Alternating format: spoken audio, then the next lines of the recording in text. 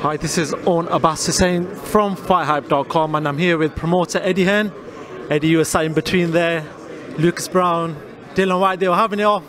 What were you feeling back then? You've been in between a few feisty places where Dillian Whyte, Derek Chisora especially, but how did this one feel?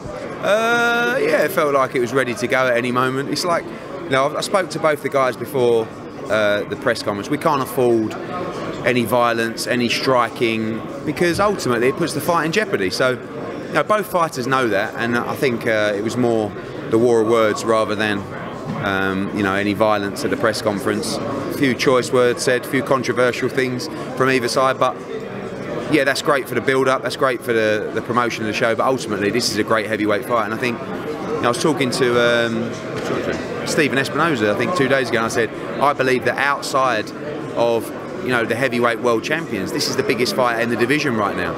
And you'll see that on March the 24th at the O2. I think it's a dangerous fight for both guys, especially when they're pretty much in a position to challenge for the world title now, particularly Dillian, who's #1 with the WBC. He's going to be called as the mandatory at some point. And a 50-50 fight. Two big punchers, particularly Lucas Browne.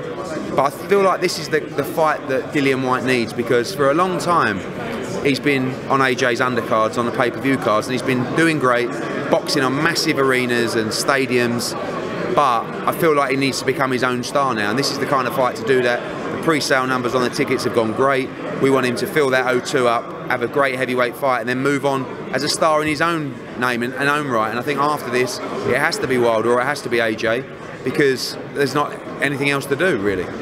How hard was it finding an opponent for Dillian Whyte? I know you went down the Deontay Wilder sort of route, that didn't pay off.